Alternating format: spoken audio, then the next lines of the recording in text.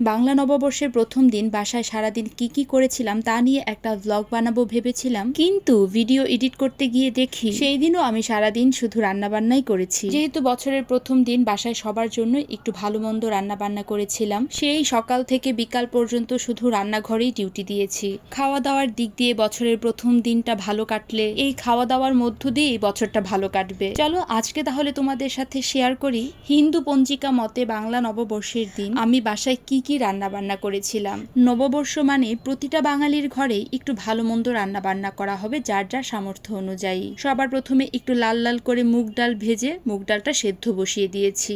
ভাবলাম আজকে মাছের মাথা দিয়ে মুগ ডাল রান্না করি। সবসময় তো এক মসুরির ডালই রান্না বান্না করি, খুব তাড়াতাড়ি আর শর্টকাটে হয়ে যায় বলে। আর সেই সাথে আমার জন্য চা।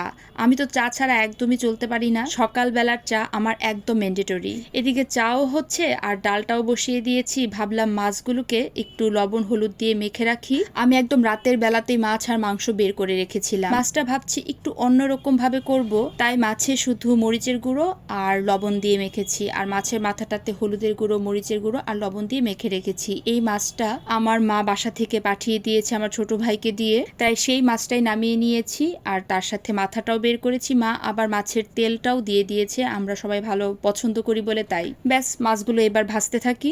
সবাই ভালো মন্দ খাবে বলে এত রান্না বান্নার তোড়জোড়। 5 থেকে 10 মিনিটে কিন্তু প্রতিটা মানুষের খাওয়া দাওয়া শেষ, কিন্তু রান্না করতে সময় লাগে ঘন্টার পর ঘন্টা। রান্নাঘরে কত ঘন্টা যে আমরা সময় ব্যয় করি তার তো কোনো হিসাবই নেই। তারপরেও অনেক সময় শুনতে হবে বাসায় আমরা করিটা কি, এই তো শুধু 2-3 ঘন্টার রান্না বান্না।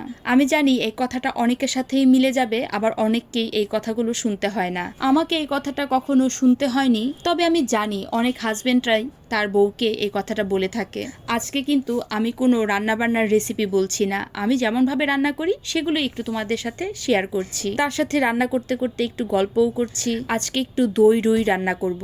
প্রতিদিন তো মাছের ঝোল খাওয়াই হয়, ভাবলাম আজকে একটু অন্যরকম ভাবে রান্না করি। এই দেখো কথা বলতে বলতে কিন্তু আমার দই রুই একদম মোটামুটি রেডি হয়ে গিয়েছে।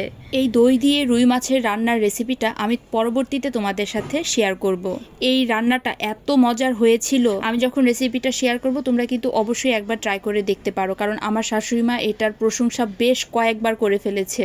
এই যে কালারটাও যেমন সুন্দর হয়েছে, খেতেও অসম্ভব মজার হয়েছিল। আর এদিকে মুগ ডালটাও কিন্তু সুন্দর সিদ্ধ হয়ে গিয়েছে। এবার একটু মাছের মাথা দিয়ে সম্ভার দিব, তাই মাছের মাথাটাকে ভেজে নিচ্ছি সবার আগে। আমি কিন্তু রান্না করতে করতে সবসময় সব কাজ করে ফেলি। এই ধরুন জায়গাটা পরিষ্কার করে ফেলি, হাতে যদি 2টা বাসন থাকে সেগুলো চেষ্টা করি রান্নাঘরটা একটু পরিষ্কার পরিচ্ছন্ন রেখে রান্না বান্না করতে। তবে আমার একটা প্লাস পয়েন্ট হলো আমি কি রান্না করব প্রতিদিন সেটা আমি আমার হাজবেন্ডকে জিজ্ঞাসা করি, নয়তোবা আমার শাশুড়ি মাকে জিজ্ঞাসা করি, তারা একটু বলে দেয়। তাহলে রান্না করতে আমার সুবিধা হয়। তা না হলে প্রতিদিনই চিন্তা করতে হবে যে কি রান্না করব, কোন আইটেমটা করলে সবাই খাবে। কারণ প্রতিদিনই তো একই আইটেম রান্না করা যায় না, কারণ একদিনের খাবার শেষ হলেই আবার পরের দিনের জন্য চিন্তা ভাবনা করতে হয় পরের দিন কি রান্না বান্না করব। প্রতিদিনই একই কাজ একই চিন্তা ভাবনা প্রতিদিন আর ভালো লাগে না। তার জন্য আমি বাসায় একটু জিজ্ঞাসা করে নেই যে কি রান্না করব।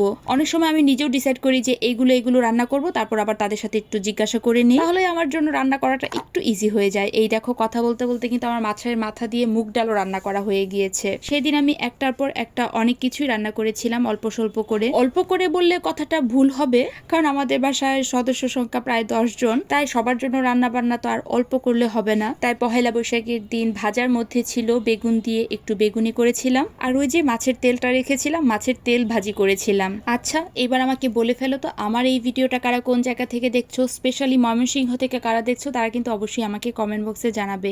আমার এই ভিডিওটা ভালো লেগে থাকলে অবশ্যই সবাই লাইক আর কমেন্ট করবে, আর আমার পেজটাকে লাইক বা ফলো করে দিতে কিন্তু একদম ভুলবে না। মাছের তেলটা ভাজি করতে করতে তোমাদের সাথে আরেকটা কথা শেয়ার করি। এই যে আমি এত কষ্ট করে রান্না বান্না করি, আমার রান্না করা খাবার খাওয়ার পরে সবাই যখন বলে যে রান্নাটা খুবই ভালো হয়েছে, বা একজনও যদি বলে যে এই রান্নাটা অনেক ভালো হয়েছে, তখন যে আমার কি আনন্দ লাগে। কারণ সারাদিনের ওই একটু অ্যাপ্রিসিয়েশনই আমার জন্য অনেক কিছু মনে হয়। যেহেতু সারাদিনই আমি রান্নাঘরে অনেকটা সময় কাটাই আর বাচ্চাদের সাথে বেশ অনেকটা সময় কাটাই, তাই তাদের কাছ থেকে একটু অ্যাপ্রিসিয়েশন পেলে নিজের কাছে অনেক ভালো লাগে। এটা শুধু আমার ক্ষেত্রে বললে কথাটা ভুল হবে, এই বিষয়টা কিন্তু সবার সাথেই, মানে সবারই ভালো লাগে এই অ্যাপ্রিসিয়েশনটা।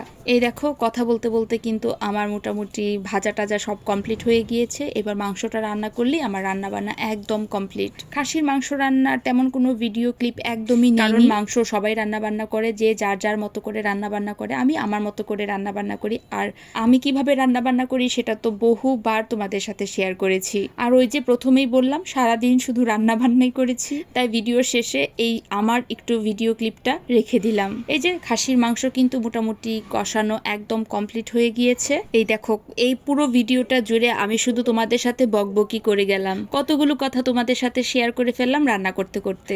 এই তো আমার রান্না বান্না একদম কমপ্লিট। করেছিলাম বেগুনি, মাছের তেল ভাজি, তার সাথে করেছিলাম দই রুই মাছের মাথা দিয়ে মুগ ডাল, আর আমাদের সবার প্রিয় খাসির মাংস।